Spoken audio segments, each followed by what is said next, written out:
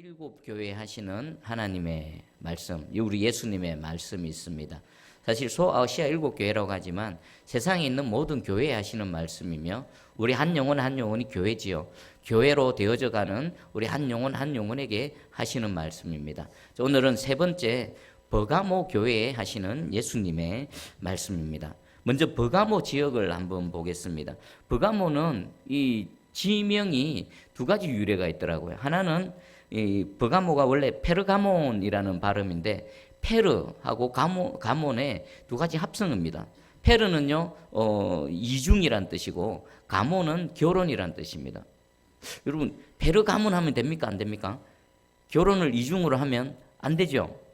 근데 이 버가모의 이름의 뜻이 이중결혼, 그러니까 혼합주의, 세속주의, 뭔가 섞여 있는 그런 뜻이랍니다. 왜 그런가 하면 이 버가모 지역에는요 수많은 우상의 신전이 있었습니다. 대표적으로 버가모 지역은 제우스의 출생지로 합니다. 당연히 그리스 신화에서 최고의 신 제우스 신전이 있었겠죠.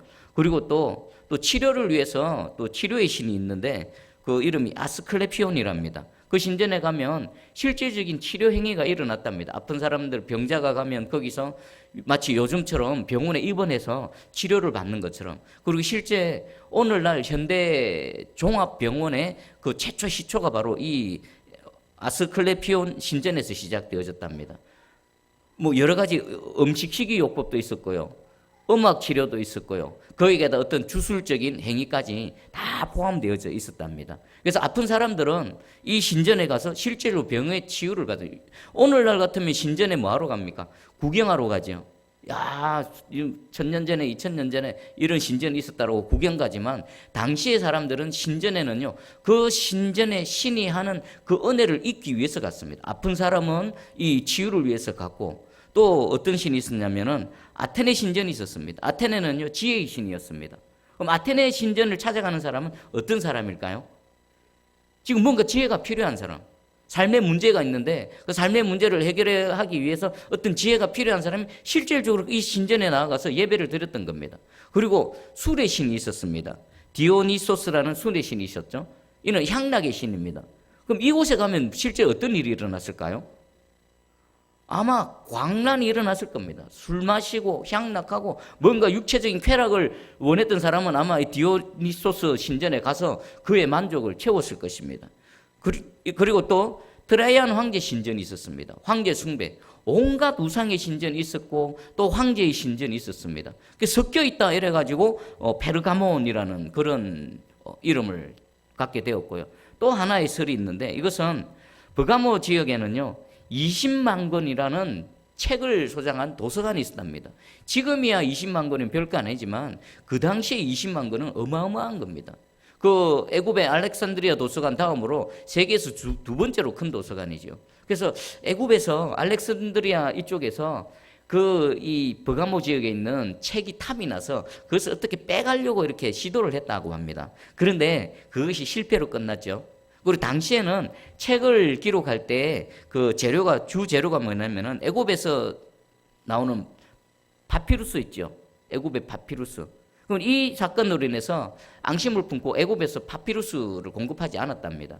그래서 어쩔 수 없이 만들어낸 게 뭐냐면 양피지입니다. 양피지. 짐승의 가죽을 얇게 펴서 넓혀서 거기에다가 기록하는 이런 새로운 책의 소재를 개발했는데 이 양피지의 발음이 페르가몬이랍니다. 그래서 또 양피지라는 뜻의 이 페르가몬이 버가모로 유래되어졌다는 두 가지 설이 있습니다. 자, 어찌 되어졌든 이 버가모 지역은요 온갖 우상의 신전이 있었던 곳이고 또 황제 숭배 사상이 있었고 또 이 소아시아 지역에 로마의 속국의 수도였습니다. 그러니까 이 행정적으로나 정치적으로 또 경제적으로 아주 이 소아시아 지역에 있어서 가장 중심지였고 로마와 아시아를 연결하는 그런 통로 역할을 감당했던 것입니다. 사실 우리 이 소아시아 일곱 교회 대부분 공통적이죠. 부유하고 번영하고 뭔가 지금 활발하게 뭔가 움직이고 있는 그런 지역입니다. 마찬가지로 버가모에서도 이런 공통된 특징을 갖고 있습니다. 자, 그러면 이런 곳에 버가모 교회가 세워졌습니다.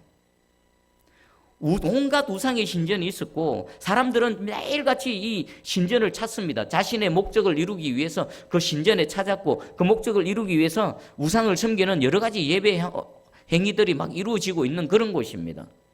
그곳에서 버가모 교회가 세워졌습니다. 어떨까요? 지금 우리가 읽었던 부분에는요, 버가모 교회에는 두 가지 어려움이 있었습니다. 하나는 이런 상황 속에서 믿음을 지키다가 순교당하는 자들이 있었고, 그리고 그럼에도 불구하고 믿음을 지켜내는 자들이 있었습니다. 또 하나는요, 발람의 교훈을 따르는 자들이 있었죠. 또 이것을 당시의 표현으로 하면 니골라당입니다. 니골라당의 교훈을 따르는 자들이 있었습니다.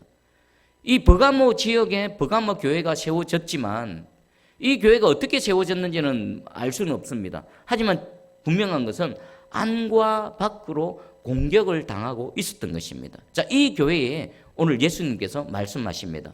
어쩌면 이 버가모 교회는 저와 여러분이 살아가는 이 시대하고 비슷하지 않을까 싶습니다. 혼합주의, 세속주의, 이것도 좋고 저것도 좋다. 오직 절대적인 진리가 어디 있느냐? 상대적이지 뭐. 이렇게 말하는 이 세상 가운데 살아가고 있습니다. 그리고 실제로 교회 안에는 세상의 문화, 세상의 풍토, 세속주의들이 막 계속 들어와 있는 상태에서 우리는 그것을 정확하게 분별하지 못하고 그냥 이렇게 섞여서 살아가고 있는 우리의 모습, 버가모 교회의 모습과 비슷하지 않은가 싶습니다. 자, 그 교회에 우리 예수님께서 말씀하시는데 우리 이 버가모 교회에 말씀하시는 예수님이 어떤 예수님으로 표현되는가? 12절에 보니까 버가모 교회의 사자에게 편지하노라 좌우에 날성검을 가지신 이가 이르시되. 지금 버가모 교회에 말씀하시는 예수님의 모습을 어떻게 표현합니까? 좌우에 날성검을 가지신 이. 마치 그 가나안 땅에 들어가서 여리고 성과의 전투를 앞두고 있었을 때 예수님은 여호와의 군대 대장의 모습으로 나타나셨죠. 큰 칼을 빼어 들고 여호수아 앞에 나타나셨던 것처럼 지금 버가모 교회 성도들 앞에 좌우에 날성검을 들고 지금 나타나셨습니다. 이것은 무엇을 의미할까요? 심판입니다. 지금 전쟁 가운데에 마치 전쟁터로 뛰어들기 위한 장수의 모습으로 나타난 겁니다.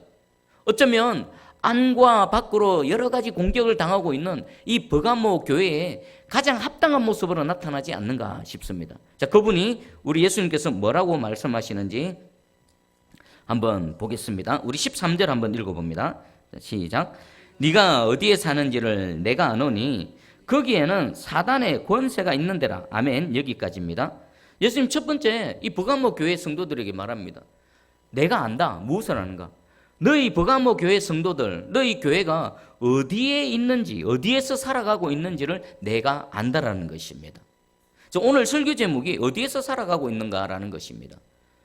나는 과연 예수 그리스도 믿는 믿음으로 살아가는데 어디 아래 살아가는가? 여러분 자신 한번 잘 점검해 보시기 바랍니다. 예수님이 너희가 어디에서 살고 있는지 내가 알고 있다. 근데 그들이 사는 곳이 어디라는 겁니까? 거기는 뭐가 있는 데라고요? 사탄의 권세가 있는 데라. 버가모 교회가 그리고 그 성도들이 살아가는 데를 예수님은 아시는데 그들이 살아가는 그곳이 어떤 곳인지 예수님 말씀하십니다. 그곳은 사탄의 권세가 있는 데라. 사탄의 통치 영역 아래 너희가 살아가고 있다라는 것입니다. 여러분 이 말씀을 곰곰이 묵상해 보십시오. 교회인데 하나님을 믿는 하나님 백성들인데 근데 그들이 살아가고 있는 그 위치가 사탄의 권자, 사탄의 영향력, 사탄의 통치 아래서 살아가고 있다라는 것입니다. 우리 버가모 지역이 어떤 지역인지 제가 잠시 앞부분에 설명을 드렸죠. 과연 그렇습니다. 이들은 비록 예수 그리스도를 믿는 믿음으로 버가모에서 교회를 세우고 그 교회에서 함께 신앙생활을 하고 있지만 그 지역은 어떤 지역입니까? 온갖 우상들이 그 도시를 덮고 있었습니다. 황제 숭배 사상, 우상의 사상, 그리고 그뿐만이 아닙니다. 온갖 쾌락과 타락과 세속주의와 혼합주의가 뒤죽박죽 되어진 그곳에서 하나님의 백성들이 살아가고 있다는 것입니다. 그래서 예수님 말씀, 내가 안다. 너희가 어디서 살아가고 있는지. 그곳은 바로 사탄의 영향력 아래 너희가 살아가고 있다는 것입니다. 그러면 이것은 어떤 의미일까요? 교회인데, 성도인데 어떻게 사탄의 영향력 아래, 사탄의 권세 아래 살아가고 있지? 이곳은 무엇이라는 겁니까? 치열한 영적 전쟁터라는 것입니다. 지금 사탄의 권세가 있는 그곳에 지금 예수께서 무엇을 만드셨습니까? 교회를 만드셨습니다. 하나님의 백성들을 던지셨습니다. 뭐 하려고요? 그곳에 하나님의 나라를 세우시려고. 그러면 사탄은 가만히 있습니까? 자신의 권위, 자신의 권좌를 빼앗기지 않으려고 그 하나님의 백성들, 예수 믿는 사람들 끊임없이 공격해야 될 겁니다. 안에서부터 또 밖에서부터. 지금 저와 여러분이 우리가 살아가는 이 모습이 버가모 교회의 모습과 흡사하더라면요, 우리 역시나 이런 치열한 영적 전쟁터 가운데 살아가고 있다는 겁니다. 여러분 가정을 보십시오. 여러분 개인 영혼을 보십시오. 지금 우리 한국 교회를 보십시오. 어떻습니까? 편안합니까? 아닙니다. 치열한 영적 전쟁터 최첨단에 우리가 던져져 있습니다. 지금 지구 땅덩어리를 보십시오. 저쪽 이란에서는 미국과 전쟁이 일어날 것 같고 미사일이 왔다 갔다 하고, 지금 또 그 태평양을 사이에 두고 미국과 중국이 지금 패권 다툼을 하고 있죠. 그 배후 보이지 않는 러시아가 있고요. 또 우리나라는, 우리 남한은 북한과 지금 뭐 이념 전쟁이라고 하고 있지만 실상은 뭘까요? 영적인 전쟁입니다. 그 배후에 있는 악한 사단의 세력과 하나님의 백성들과의 한판 승부인 겁니다. 지금 우리 대한민국, 특별히 한국 교회는요, 그 영적 전쟁의 최전방에 있습니다. 여기서 이기면요, 다 이깁니다. 여기서 지면요, 우리가 지면 온 세계는 다 무너집니다. 그 첫 단추, 그 키를요, 한국 교회가 쥐고 있는 겁니다. 그리고 한국 교회의 성도인 저와 여러분이 지금 이 시대에 어떻게 서는가, 이 영적인 전쟁터 가운데 우리가 어떻게 반응하고 어떻게 이기는가에 따라서 이 모든 세계의 판도는 바뀌는 것입니다. 절대절명의 순간에 있는 겁니다. 여러분, 이 위기의 순간을 어떻게 극복해야 될까요? 무엇으로 극복해야 될까요? 우리가 할 수 있는 건 뭘까요? 기도입니다. 기도. 여러분, 지금 우리가 이런 위치에 서 있다. 우리가 지금 어디에 서 있는지 여러분 정확하게 지금 아십니까? 말씀을 통해서 시대를 분별하시고 하나님의 백성들이 무엇을 해야 될 것인지 깨달아 아시고 그 길로 힘차게 달려나가는 저와 여러분 되기를 축복합니다. 기도 외에는 없습니다. 그냥 대충 하는 기도 말고요, 부르짖는 기도가 필요합니다. 하늘을 찢는, 공중권세 잡은 자들의 그 권세를 뚫고 하나님께 상달하는 그런 부르짖는 기도가 지금 필요한 것입니다. 여러분, 그냥 내 개인, 내 가정, 우리 교회에만 여러분 시선이 머물러서는 안 됩니다. 전체를 바라볼 수 있는 안목이 생기기를 주님의 이름으로 축복합니다.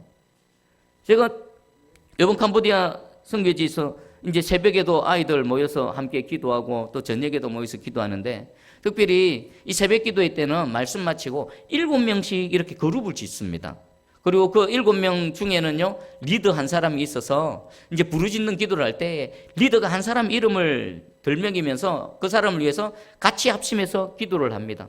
그리고 7명 다 기도하고 나면요, 또 공통의 기도 제목을 두고 기도를 하고, 또 마지막에 자신 개인의 기도를 하고 마무리하는데, 저희들 우리 가족들하고 또 이제 여자아이 2명이 함께 우리 팀에 왔었습니다. 그 11살, 12살쯤 되는 여자아이인데, 그 아이가 우리 함께 기도할 때에 그 아이는 우리는 한국말로 하고 자기는 이제 캄보디아어로 하는데 서로 못 알아듣지 않습니까? 그래도 뿌레야 예수 기도하는데 이 12살짜리 아이가 막 부르짖는 눈물을 내면서 기도를 하는 겁니다. 그래서 낮에 우리 조카들이 이렇게, 내 옆에 있는 그 아이가 그렇게 눈물을 내면서 기도하는데 뭐 때문에 그렇게 기도할까? 좀 캄보디아어를 알면은 좀 알아들어가지고 그 아이를 위해서 같이 기도할 건데 그 아이가 무엇 때문에 그렇게 기도할까?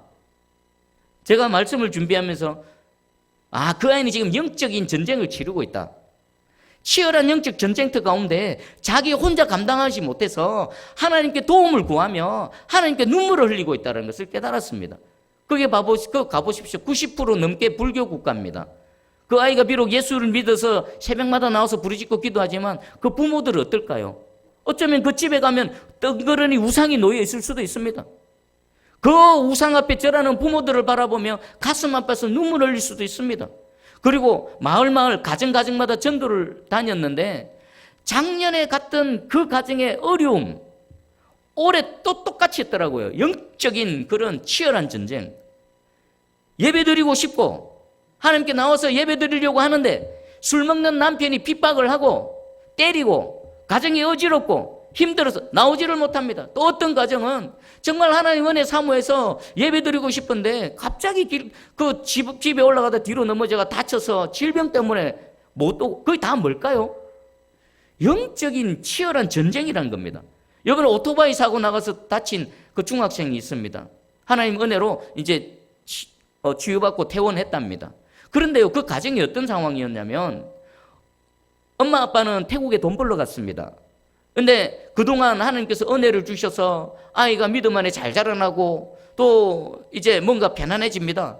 태국에 가서 돈 번 이유가 그동안 가정에 빚이 있어서 빚 갚으려고 그렇게 애쓰고 수고했습니다. 그래서 이제 오랜 열심히 벌어서 빚을 어느 정도 갚았습니다. 그 부모가 이제는 집에 돌아서 우리 사랑하는 우리 아이와 함께 우리 마을에도 교회가 세워졌으니 예배드리고 한번 주님 안에서 편안하게 살아보리라 라고 했는데, 그 결단하고 나서 일주일도 채 안 돼서 사고가 난 겁니다. 아이 사고 나면요, 그 치료비 감당 못합니다. 집 팔고 땅 팔고 다 해도 될까 말까입니다. 그 부모의 마음이 얼마나 무너졌겠습니까? 이제 좀 한시름 넘어서 주님 안에서 좀 신앙생활 편안하게 하면서 한번 살아보려고 했더니 이런 사건들이 일어납니다. 우연일까요? 배후에 악한 사단이 있는 겁니다. 뭐 하려고? 예배 못 드리게 하려고. 하나님께 더 가까이 가지 못하게 하려고.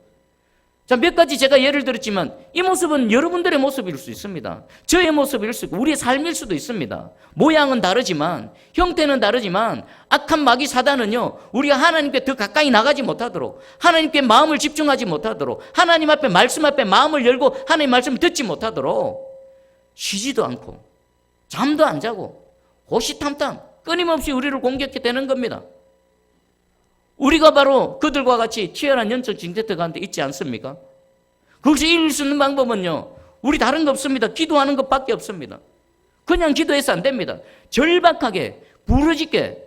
여러분, 우리 새순교회 모든 성도들이 하나님께 부르짖다가 목이 다 쉬시기를 축복합니다. 목사만 목 쉬는 게 말고 여러분들이 하나님께 부르짖고 기도하다가 목이 쉬시기를 축복합니다. 우리 좀 전에 대표기도 정의정 권사님 이번에 명절을 맞아서 온 세상이 우상숭배에 빠지지요. 모르긴 몰라도 제가 제일 안타까운 게 우리 성도들 안에서 우상에 절하는 사람이 있을 수도 있다는 것 때문에 얼마나 가슴 아픈지 모릅니다. 어떻게 그럴 수 있습니까? 여러분 이번에 한번 싸워보십시오. 그 제사상 엎어보십시오. 하나님이 어떻게 하시는지. 그냥 우물쭈물 달려가지 마십시오. 결단하십시오. 싸우십시오. 하나님이 함께 하십니다. 하나님이 이기게 하십니다. 한 번은 거쳐야 됩니다.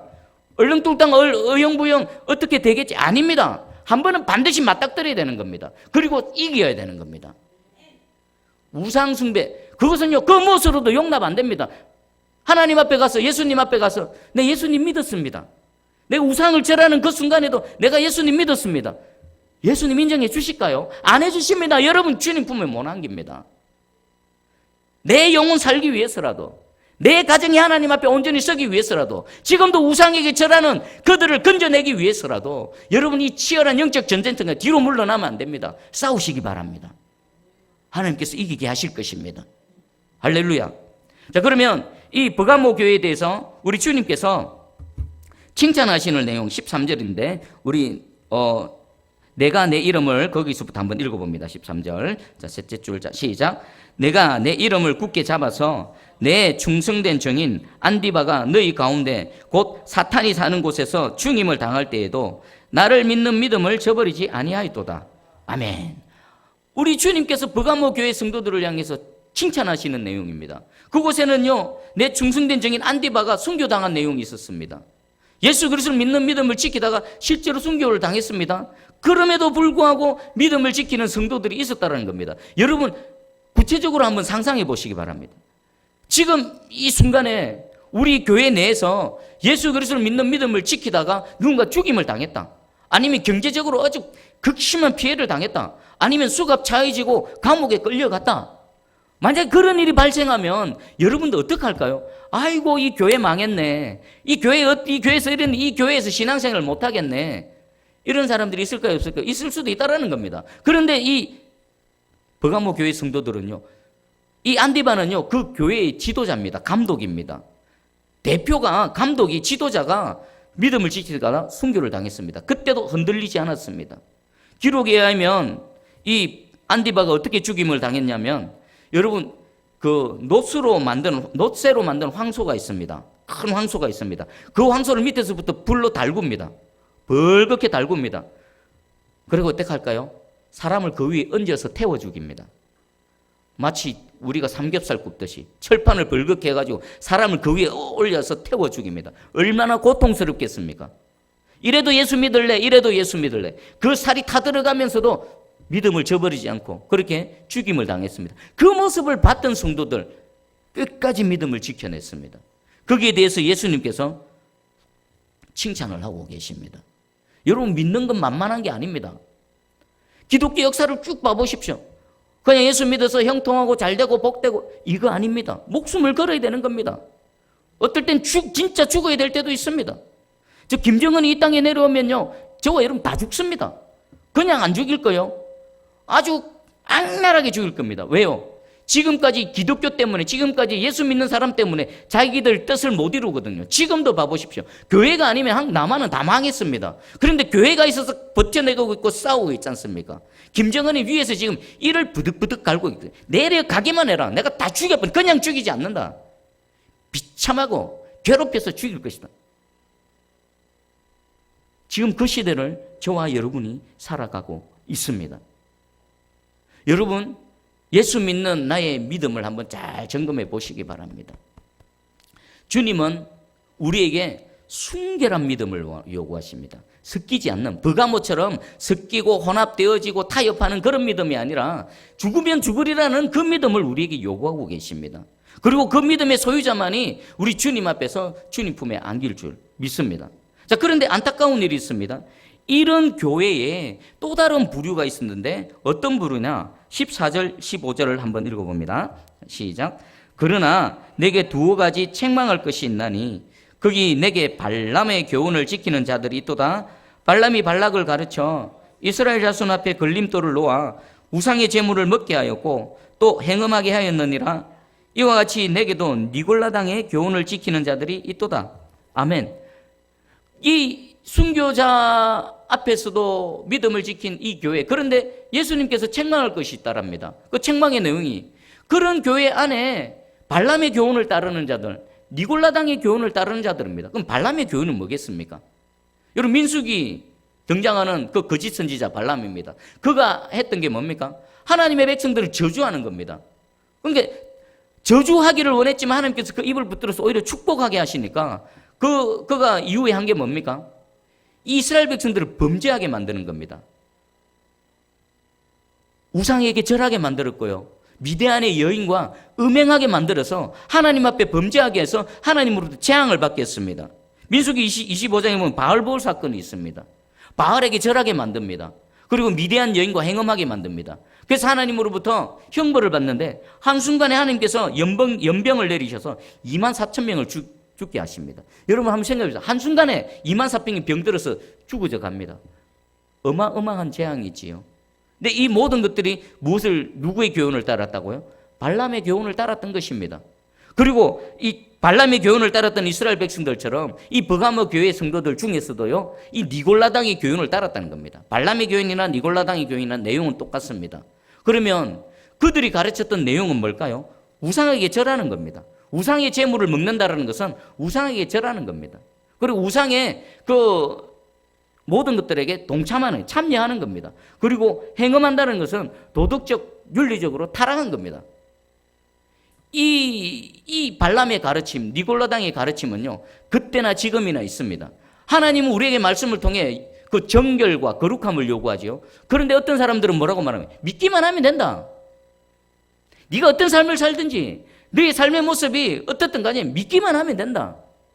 믿는 사람은 그렇게 안 합니다.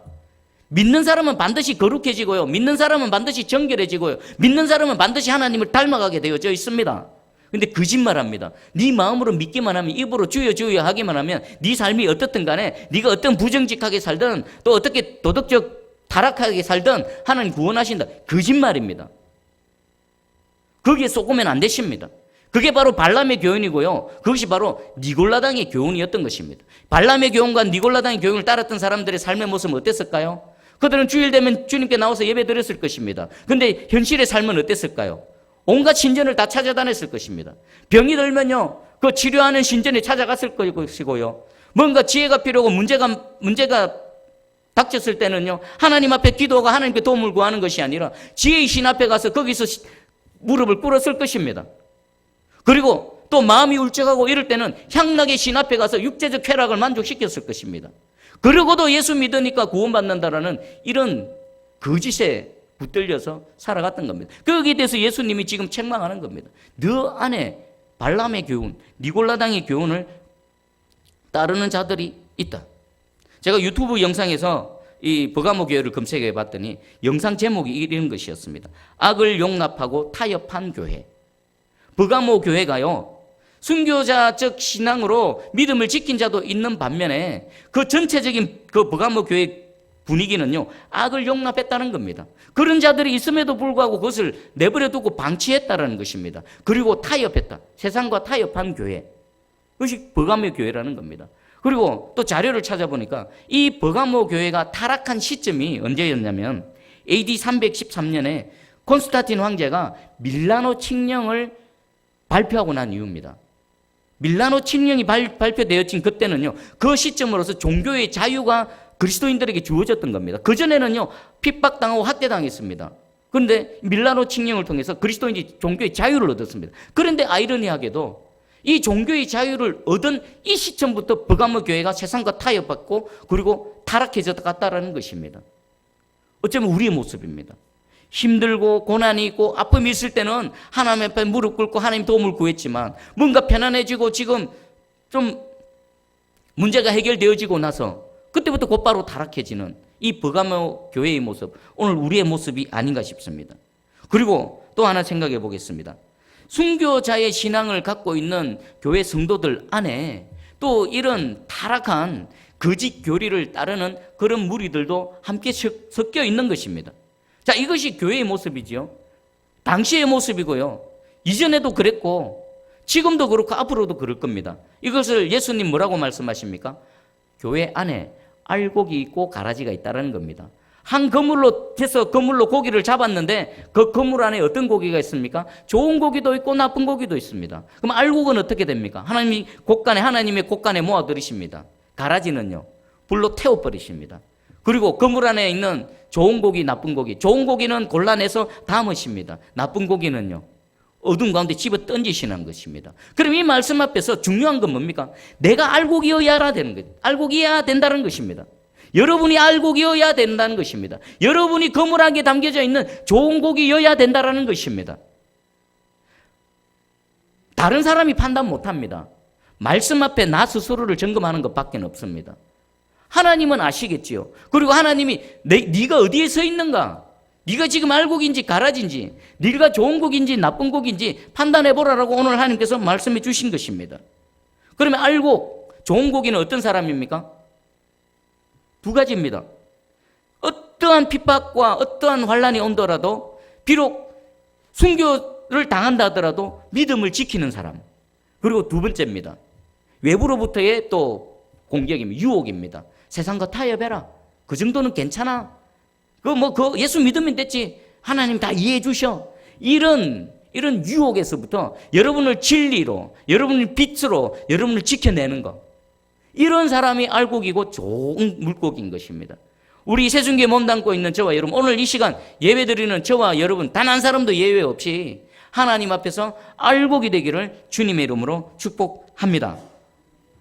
제가 이 말씀을 준비해서 우리 진주에 가을만 되면 유등축제가 있죠. 유등축제를 또 올렸습니다. 그건 뭘까요? 그 유등축제 현장에 가보면 그거 뭡니까 다? 전부 우상숭배입니다. 강에 띄워놓은 등은 뭡니까? 전부 우상숭배입니다. 그리고 강 건너에 보면 등에다가 막 소원 그거 다 뭡니까? 우상숭배입니다. 그런데 전국의 백성들이, 온 사람들이 몰려들어서 그것을 좋다고 합니다. 그 중에는요, 수많은 기독교인들도 그 안에서 같이 구경하고 있습니다. 세상은 문화라고 말합니다. 세상은 예술이라고 말합니다. 근데 하나님 뭐라고 말합니까? 우상숭배다라고 말합니다. 그리고 우리 기독교인들, 예수 믿는 사람들이 세상과 적당히 타협하는 것을 세상 사람들은 그래, 좀 유도리가 있네, 지혜롭네라고 말합니다. 근데 우리 하나님 뭐라고 말씀하십니까? 그것은 우상숭배고 영적인 타락이다라고 말씀하십니다.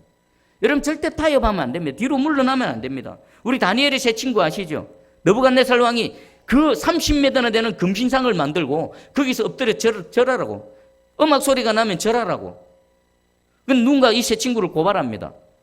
이 다니엘의 새 친구는 그 신상 앞에 절하지 않습니다. 불러드립니다. 절해라. 지금이라도 절하면 용서해 주겠다. 근데 새 친구는 뭐라고 말합니까? 왕이시여 당신과 나 사이에 말할게요. 이런 일고의 가치도 없습니다. 당신이 아무리 왕이라 하더라도, 아무리 내 목숨을 해할 수 있는 권세, 권리가 가졌다 하더라도 우리는 절대로 그 신상 앞에 절하지 않는다. 당신이 섬기는 신에게도 절하지 않고 당신이 깎아 만든 우상에게도 절하지 않는다. 오직 우리는 여호와 하나님만을 섬길 것이다. 하나님이 우리를 구원해 주실 것이다 라는 믿음과 동시에 그렇게 아니하실지라도 우리는 믿음을 저버릴 수 없다. 그들은 뜨거운 풀무불에 집어던져졌습니다. 근데 하나님께서 그들을 구원해 주셨습니다. 근데 우리는요, 하나님께서 우리를 구원하실 수도 있고 풀무불에 타 죽게 하실 수도 있습니다. 근데 우리는 궁극적으로 구원받은 자들입니다. 궁극적으로 이긴 자들입니다.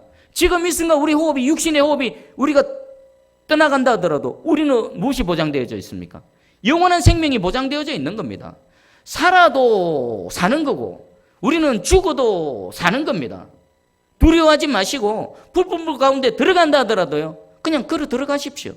결단하시기 바랍니다. 이 신앙으로 세상을 이겨나가는 저와 여러분 되기를 주님의 이름으로 축복합니다. 우리 시편 1편 1절 2절입니다. 복 있는 사람은 악인들의 길을 따르지 아니하며 죄인들의 길에 서지 아니하며 오만한 자들의 자리에 앉지 아니하고 오직 여호와의 율법을 즐거워하여 그의 율법을 주야로 묵상하는도다. 어떤 사람이 복이 있다라고요?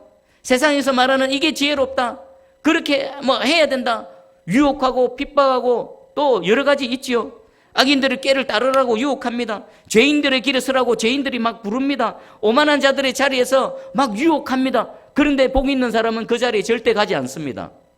무엇만 하면 오직 여호와의 율법을 즐거워하여 하나님 말씀을 묵상하고 그 자리에 서 있는 사람, 우리 모두 복 있는 사람 되기를 주님의 이름으로 축복합니다.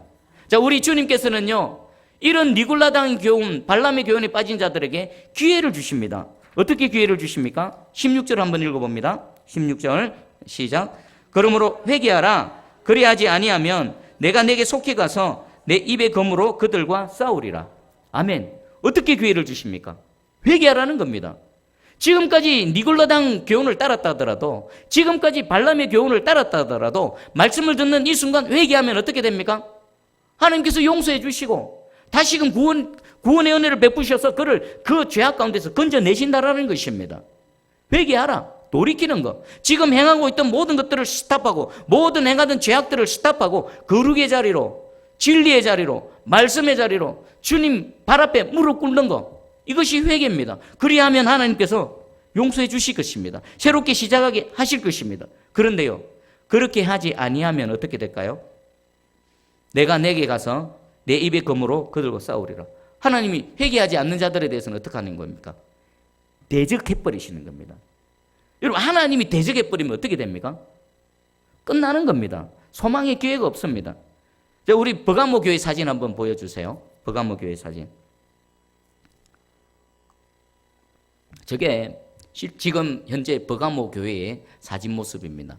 큽니다. 가로 세로 30m, 100m. 저 원래는요, 이집트 신의 그 우상의 신전이었는데 버가모 교회에서 예배당으로 사용됐답니다. 근데 저 모습이 어떤 것 같습니까? 이 건물이 둘로 쭉 갈라졌죠. 마치 칼로 확 내리친 것처럼 그렇게 보이지 않습니까? 저는 그렇게 보이더라고요. 버가모 교회의 모습을 딱 보는 순간, 좌우에 날성검을 가지신 이가 칼을 휘둘러서 둘러 쪼개버렸네? 쪼개버린 겁니다. 왜 저런 모습으로 우리에게 보여질까요? 주님이 우리가 분명히 경고하십니다. 버가모 교회에 좌우의 날성금을 가지신 이로 나타나신 예수 그리스도께서 그들에게 회개하라고 촉구하셨는데 그들은 회개하지 않았던 것입니다. 그래서 그 칼을 휘두르셔서 지금 저 건물이 둘러 쫙 갈라지게 하시고 저 사진을 우리에게 보여주시는 것입니다. 회개하면 삽니다. 근데 회개치 않으면 주님의 그 칼날 아래 축풍낙엽처럼 사라질 줄 믿습니다. 여러분, 하나님의 말씀은요, 우리에게 생명이요, 구원이요, 은혜과 동시에 그것을 거절하는 자에게는 그 자체가 심판이요, 멸망이요, 죽음인 것입니다. 오늘 하나님의 말씀이 우리에게 생명이 되어지기를 주님의 이름 축복합니다. 그리고 이 회개한 자들에 대해서는요, 우리 17절 한번 읽어봅니다. 시작. 귀 있는 자는 성령이 교회들에게 하시는 말씀을 들을지어다. 이기는 그에게는 내가 감추었던 만나를 주고 또 흰 돌을 줄 터인데 그 돌 위에 새 이름을 기록한 것이 있나니 받는 자밖에는 그 이름을 알 사람이 없느니라. 여기 17절을 보니까 이기는 자가 나옵니다. 이기는 자. 이기는 자가 어떤 자일까요? 첫 번째는 순교적 신앙으로 살아가는 사람입니다. 믿음을 절대로 버리지 않는 겁니다. 죽여라. 나 죽으면 죽을 것이다. 세상이 감당하지 못하는 믿음으로 살아가는 사람이고요. 또 설령 넘어졌다 하더라도 회개하라는 하나님의 말씀에 자신을 돌이키고 다시 죽기로 돌아오는 자, 회개하는 자, 이 두 부류의 사람이 이기는 자입니다. 우리 모두 이기는 자 되기를 축복합니다. 그 이기는 자들에게 어떤 선물을 주십니까? 두 가지 선물입니다. 감추었던 만나와 흰돌을 선물로 주신답니다. 감추었던 만나가 뭘까요? 만나, 광야에서 하늘로부터 내려온 하늘의 양식, 예수 그리스도십니다. 나는 생명의 떡이니, 예수님 자신을 소개할 때 그들에게 나는 생명의 떡이다. 예수님 우리의 생명 자체 되십니다. 예수 그리스도를 믿는 자 생명의 떡을 먹는 것입니다. 이기는 자에게는 예수님 자신과 영생을 주시겠다고 약속하시는 것입니다. 그리고 흰돌은 뭘까요? 흰돌은 보니까 그 옛날에 재판할 때에 검은 돌이 있고 흰 돌이 있습니다. 재판장이요, 흰돌을 탁 던지면 무죄다, 석방하라. 검은 돌을 던지면 저 사람은 죄인이다, 잡아 넣으라라는 겁니다. 그럼 흰돌은요, 우리에게 자유와 구원의 기쁨, 구원의 감격을 주시고요, 그리고 예수 그리스도 안에 있는 놀라운 축복을 우리에게 베풀어 주실 것이라는 것입니다. 여러분, 이 시간 결단하시고 사모하시기 바랍니다. 어차피 우리는 광야 같은 인생길에서 하나님의 도움 없이는 살아갈 수 없습니다. 우리에게 영생을 주시는 분은 여호와 하나님이십니다. 우리에게 복을 주시는 분은 여호와 하나님이십니다. 그 복을 받기 위해서는 우리는 이기는 자의 편에 서 있어야 되는 겁니다. 여러분, 절대로 지는 자 자리에 서지 마시길 바랍니다. 여러분, 지금까지 어느 자리에 서 계십니까? 만약에 지금까지 내가 지는 자의 자리에 있었다면 회개하고 돌이켜서 이기는 자의 자리로 돌아서시기 바랍니다. 그러면 이 감추었던 만나와 흰돌의 은혜로 우리와 함께 하실 줄 믿습니다.